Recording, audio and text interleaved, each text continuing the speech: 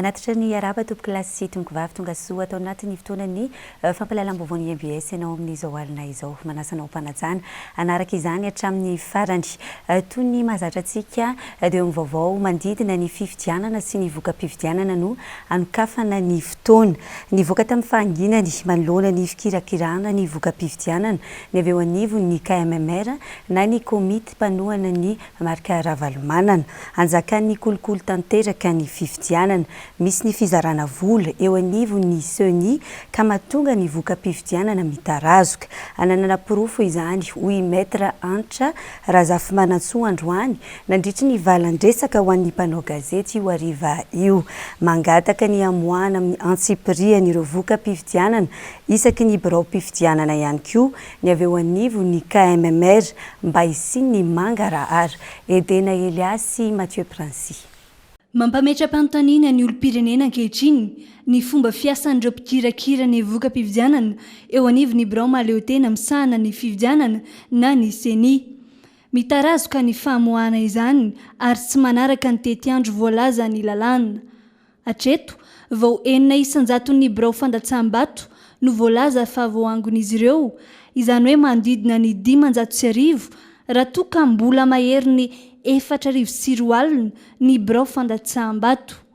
Misy ireo vokatra efa eo am-pelatanana saingy tsy mbola avoakan'izy ireo. Manoloana izany dia nivoaka tamin'ny fahanginany ireo komity manohana ny kandida marika Ravalomanana no ity trangan-javatra ity. Mazava zao fa anjakan'ny kolikoly ity fifidianana filoham-pirenena ity. Misy fizarana vola ao amin'ny SENI ary ananana porofo izany hoy maître Antra Razafy Androany. Teneny aminareo mazava Androany hoe omaly ny zavatra nitranga. Nandeha be ny resaka, nandeha be ny feo, fa izay koa dia nafantatra ary nahita maso fa misy ny fizarana vola any membre SENI sy any amin'ny TVM.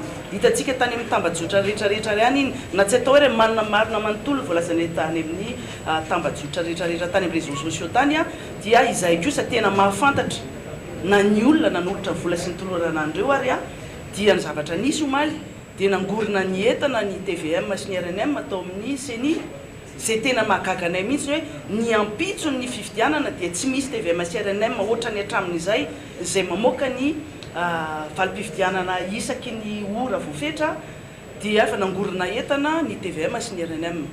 Nisy ny interpellation zay nataony candidat anay, candidat marika Ravalomanana, niantso tany amin'ny SENI izy, niantso tany amin'ny TVM izy ary niantso ihany koa ary niteny ihany koa tamin'ny ny PNUD zay tonga teto omaly. Tonga teto moa zany solitenan'ny secrétaire général Nations Unies sy ny représentante ny Nations Unies zay nampisehony an'ilay zavatra mitranga sy le proof fa indrindrandrindra zany fa ny interpellé andreo olona anankiroa ireo. Ny zavatra nitranga zany dia efa voorina ny etan'ny TVM sy ny RNM atao amin'ny SENI dia naverina indray asa iza namebaiko sy ny sisa fa dia naverina ny instalena atao amin'ny SENI indray. Isoranay zay kanefa zay zavatra zay dia manamafy le AIA ary ny AIA tsy havanana fa manamafy ihany koa ny zavatra mitranga rehetra hoe inona marina ny tiana hiaviana, inona ny konokononina amin'izao fotoana zao. Misy olona mieritreritra no forcine sur forcine namboletra miaraka amin'ny firaisana tsokombakomba ny SENI sy ny TVM sy ny RNM zay teanao filazana melofa hoe olany izy dia eto moa zany zay dia hoe fampitandremana satria nampitandrina ny SENI amin'ny rehetra zay mamoaka ny voka-pifidianana rehetra dia izay ndrety koa zany mba mampitandrina ihany koa hoe sanatry ny mivavaka koa ny SENI hiditra amin'izany zavatra zany amin'izay résultat kely avoakany amin'izao tsy mino izay fa raha pitso rafaka pitso vita anao ny asany ohatra zao raha zao fomba fiasan'ny SENI hatramin'izao zany hoe manakina mihitsy izahay ny zavatra miseho ary milaza io koa mampafantatra ny olona rehetra amin'ny fanakorotana-tsaina misy amin'izao fotoana izao. Noho izany, mangataka amin'ny SENI izy ireo mba avoaka amin'ny antsipiriany ireo voka-pifidianana fa tsy atao amin'ny ankabeny. Ny famoahana io voka-pifidianana io amin'ny antsipiriany no porofo hitarafana ny fisiany mangarahara ary arovana ihany koa ny safidim-bahoaka. Ny zavatra misy hatramin'izao tsy ahitantsika mihitsy amin'ny sitiny SENI hoe bureau de vote hiatarina hoe valim-pifidianana isaky ny birao-pifidianana tsy ahitantsika zany fa tonga dia bambaray. Inona ny eo ambadika zay? Zay no antom-pisiany SENI zay mamoaka ny valim-pifidianana tamin'ny bureau de vote anankiray ny antony rehefa tonga ao amin'seny daholo ny vampifidianana rehetra ny dernier pli zany moa zany hoe fitoandro alohany aorinany azahoany valim-pifidianana afara ny dernier pli senia dia mamoaka ny résultat provisoire dia 2 andro aorinan'izay no anaovana ny recours any amin'ny HCC anaovana ny fitoriana mikasika an'ireo zavatra tsy mety zany na kianina ka raha tsy hita isaky ny bureau de vote io sarotra be no miteny zany. Ho an'ny eto amin'ny fohy be ny KMMR manokana izay ao anatin'ny fanangonana sy ny fikirakarana ny voka-pifidianana dia mandidina ny 4,2 alina ireo birao-pifidianana efa nahazona vokatra, izany hoe efa mahery ny 10 isan-jato. Efa nisy ny vokatra voamarina navoakan'izy ireo nanomboka ny arivan'ny 7 novambra teo. Amintsika miteny zao efa mamoaka ny any amin'ny hafa any mahita résultat hafa zay tsy mitovy amin'ny PV voaraina eto ary zay afaka miteny fa ny PV voaraina eto rehefa hitanefa tsy mety dia tonga dia apetraka ay daholo fa ny PV zay marina kosa tsisy kianina dia heverinay fa marina satria zay ny lalàna misy hoe ny PV apelantanana rehetra manana droit-ny daholo ny candidat rehetra PV mitovy milanja daholo reo tsy misy hoe ty original fa original daholo izy rehetrarehetra PV original ny eto apelantanana eto zay no tiany ampafantarina rehetra zany hoe okare ai-pireneny ty zavatra ty marina fa samyny mamy vola ho an'ny hafa fa aza atao ohatran'izao ty firenena ty. Androany nitsidika ireo efitrano fikirakirana ny voka-pifidianana sy ireo fitaovana ary fomba rehetra ampiasaina amin'izany teto amin'ny fohy be ny KMMR ireo mpanao gazety taoriany ny valan-dresaka ny fanaovana. Fa makasika ny fisaorana ataon'ny candidat Marc Ravalomanana izay saika ho tanterahana rahampitso etsy Ambohijatovo kosa dia ahembotra amin'ny fotoana manaraka mba ho fitandrona ny filaminana. Efa misady mantsy ireo mikonokonina ny anakorotana sy anararaotra ity fiaonana ity. Mandeha ny resaka fa misy mitady anararaotra andoro-orinasa, androm-panjakana sy toerana maro samihafa mba hanosora-potaka sy hanamelohana ny candidat Marc Ravalomanana. Nofoanana araka izany ny fiaonana rahampitso sabotsy ary hembotra amin'ny fotoana manaraka. Toy izao ary ny fanampim-panazavana entin'ny talian'ny fampelezan-kevitra avy eo anivon'ny KMMR Andriamatoa Tseheno Arisoa Rabenja. Ny amin'ny sabotsy zany rehefa noenona ny valitenin'ny préfet dia nanome izy nanao accord de principe izy fa nametraka aina izy hoe asio fandaminana ary ataovy ny fiarovana ny filaminam-bahoaka dia rehefa mifampidinika ny ekipa dia hoe aleo ahemotra fa tsy azakazahana fa ny fisaoran'ny président anyvoaka malagasy tamin'ny fahatongavana be dia be naneo ny safidiny dia ngeza be ho anay ka raha ataontsika hoe mihemotra kely azy io tsy ho adinonay ny saotra nyvoaka malagasy. Nitondra fanamarinana kosa momba ny voka-pifidianana nivoaka tao amin'ny boriboritany fahadimy eto Antananarivo androany ny mpiandraikitra ny KMMR eto Analamanga no mariany tamin'izany fa misy ny tsy mari-pototra ireny voka-pifidianana amparitaka ireny. Arahantsika avy hatrany ny fanampim-panazavana. Nanamafy ny talian'ny fampelezan-kevitra ny candidat larina fahadimy amby roapolo Marc Ravalomanana eto Analamanga ny kolonely Faustin Andrebahoaka fa diso ny voka-pifidianana tao amin'ny boriboritany fahadimy navoaka ny Haino Manjery tsy miankina iray omaly hariva. Ilaina araka izany ny fandanjalanjana sy ny fanaporofona ary ny tsy fitonglanana manoloana ny famoahana ny voka-pifidianana ato ireny. Araka ny hitanay tokotra no omaly dia misy Haino Manjery rahavavy zay tsy miankina milaza fa ny candidat Trezy dia mitarika ny resaka boriboritany fahadimy. Io le zavatra mampisavorovoro ny saim-bahoaka satria ny zavatra tena izy dia miandro ny zavatra tokony ho lazain'ny CNI sy ny HCC fa raha izay koa ilaza ankehitriny dia mety ampisavorovoro ny sain'olona izy fa afaka manamafy zay fa ny zavatra ato aminay sy ny zavatra misy teny toerana dia mitarika lavitra ny candidat fahadimy amby roapolo miolika amin'ny 7 ary everinay fa raha ivoaka n'le zay tao ampiasaina dia tsy io vaovao mivilana ny taritana atao anatin'ny aina manjery io no izy fa ny kandida fa 5 amin'ny boriboritany fahadimy dia manano maizy azy tokoa ary mitarika lavitra dia lavitra koa ny vahoaka tany boriboritany fahadimy zay manara-maso akaiky ny fivoahany voka-pifidianana ankehitriny dia afaka mena toko fa mandresy ny fahadimy amby roapolo.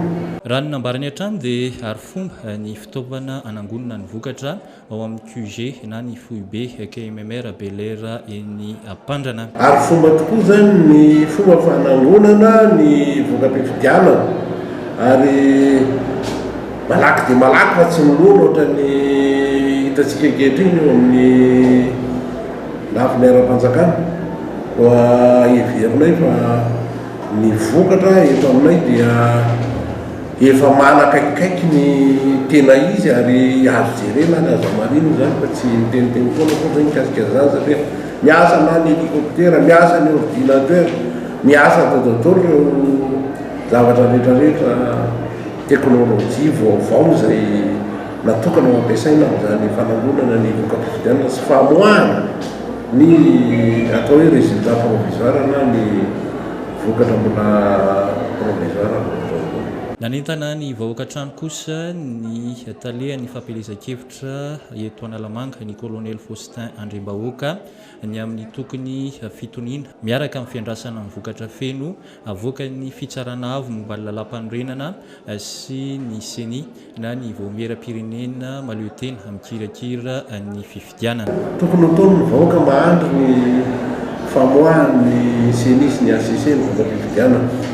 Reo no amara-tonga-panjakana ny ikeny lalàna ankehitriny amoaka azy ary afarako dia afarako ny reo kandida sasany tsy teniteny foana ka amoaka vaovao mivilana ohatran'ireny satria lasa voizina ara-politika na ataontsika hoe guerre médiatique indray ty zavatra tika dia zay zavatra rehetrarehetra hitahita naninanina ny anaovana paipaiky rehetrarehetra dia anaparitaka ary entina anaporontanana ny saim-bahoaka ny tena fototra le izy satria efa safidy ankalalàntsika dia matoka fa hivoaka araky ny rariny sy nitsiny sy ny tena izy ny voka-pifidianana zay andrasantsika.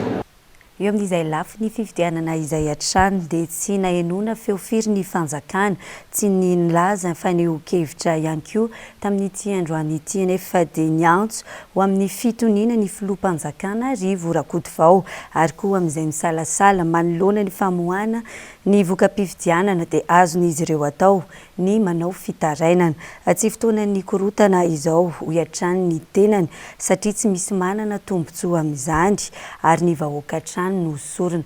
Arahantsika ny fanampanazavana etiny Jessica Miray sy Manora Andremalala. Tsy nahenona faneho-kevitra firy ny fanjakana tao aorian'ny fifidianana, indrindra fa tao aorian'ny famoahana vonjimaiky ny vokatra. Tamin'ity androany ity kosa, niantso amin'ny fitoniana ny filoham-panjakana Rivo Rakotovao. Ary raha misy manana fanamariana na manana fitarainana dia tokony hametraka izany any amin'ny tompon'andraikitra mahefa. Tsy tokony hiverina intsony ny krizy ho hatrany izy satria tsy misy manana tombontsoa amin'izany ary ny vahoaka trano no lasibatra. Samy manana ny zony ary anatin'ny fepetra afahana efa fantatra zany raha ohatra misy olona mieritreritra fa na ny toko mieritreritra fa manana fanakianana izy dia zoany zany fa anatin'ny fanarahan-dalàna zay fotsiny ilay izy fa tsisy manahirana fanjakana zany satria izay indrindra no efa hoe misy ny recours efa anatin'ny fepetrana iraisantsika zany tsisy manadiso na manameloko an'izany fa dia ny fitsarana mahefa no namarina na anadiso zay mieritreritra fa vososo ny zony na misy zavatra tsy ekeny tao anatin'ilay izy. Roa andro tao arian'ny fifidianana efa misy ny vokatra vonjimaiky avy amin'ny seni dia naneho hevitra ihany koa ny filoham-panjakana manoloana izany. Rehefa manao baolina ianao dia aleo tsy manao mihitsy rehefa mieritreritra fa ho resy fa rehefa resy ambony terrain ianao dia resy ka atahoana moa zany fa ny hoe miaiasa ady ianao fa sao dia zao tsy dia tsara zany raha fijeriko azy. Tsara trano ny mampatsiahy fa tsy mbola avoaka-pifidianana feno akory no avoaka ny seni amin'izao. Raha ny vaovao voarainay farany tokony ho tamin'ny 900 sy sasany teo dia 7,990 izany hoe 7,7 isanjato amin'ny birao fandatsaham-bato 2,594 no mbola voarainy ny seni. Mila tony hatrany izany isika miandry ary koa aoka isika ho samy mpanara-maso. Fa vondrona anisan'ny manara-maso ny fifidianana eto Madagasikara ny SADC. Mpanara-maso 320 avy amin'ny SADC no naparitaka tamin'ny faritra 10 teto Madagasikara. Nanao tatitra izy ireo araka izany tamin'ity androany ity mikasika izay fanara-maso natao nandritra ny fifidianana izay. Miabo avokoa ny tatitra tao anatin'ny fanambarana toy ny filaminana teo aloha mandritra ary taorian'ny fandatsaham-bato. Makasitraka ny seni sy ny vahoaka malagasy izy ireo araka izany satria voaja ny lalàna raha ny tatitra avy eo amin'ny SADC hatrany. Harantsika ary ny fanadidiny Jessica Miray sy Manora Andriamalala. Vondrona iraisam-pirenena niara-niasa tamin'ny Madagasikara ny SADC tamin'ny fanaraha-maso ny fifidianana ho filoham-pirenena ny 7 Novambra lasa teo.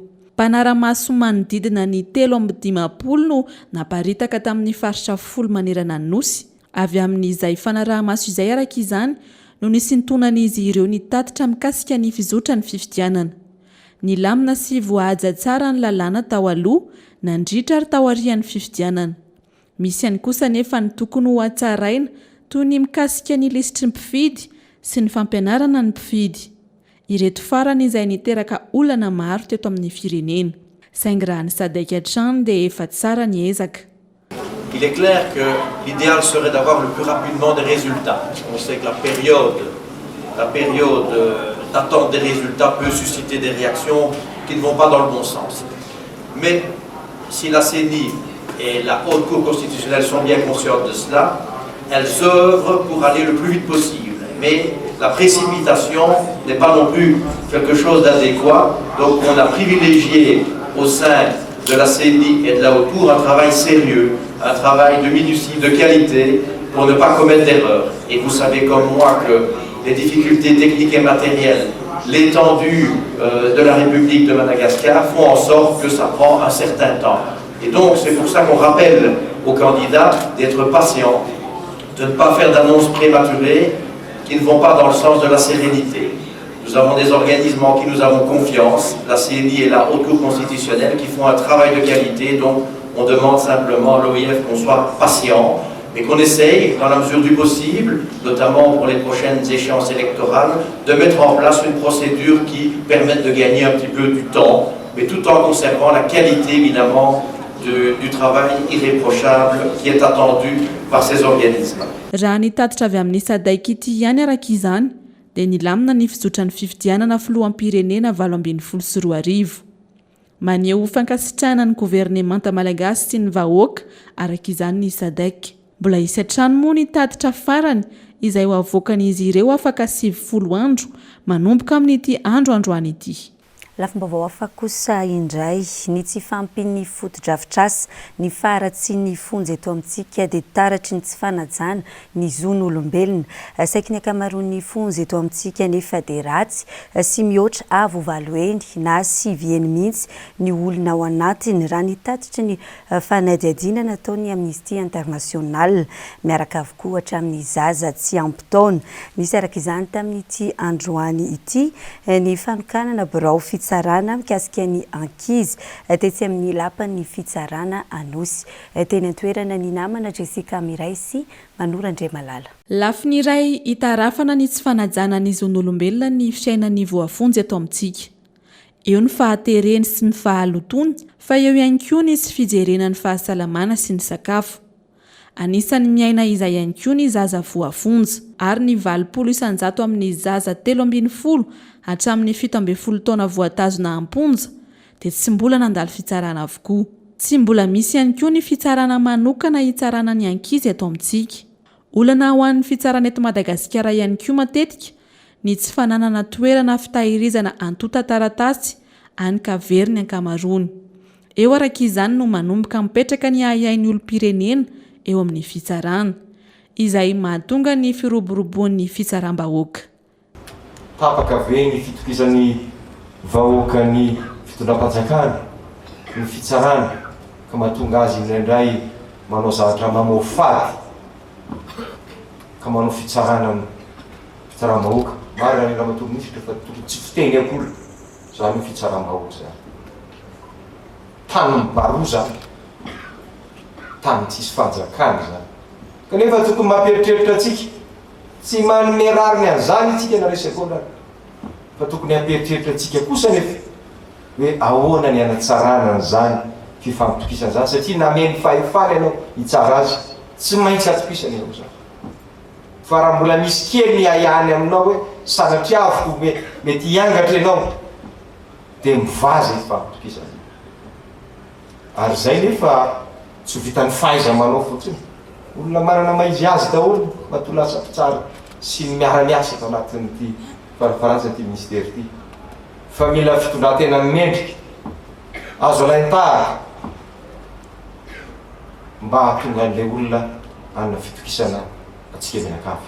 Ho fanatsarana ny asan'ny fitsarana ary ko fanajana ihany koa ny zon'ny ankizy dia notokanana tamin'ity androany ity ny trano izay manana rihana roa ho birao ny fitsarana mahakasika ny ankizy sy ny tahiry ny antota-taratasy arabarotra tetsy amin'ny lapan'ny fitsarana Anosy. Naharitra efa-bolana moa ny nananganana ity trano fitsarana mikasika ny ankizy ity.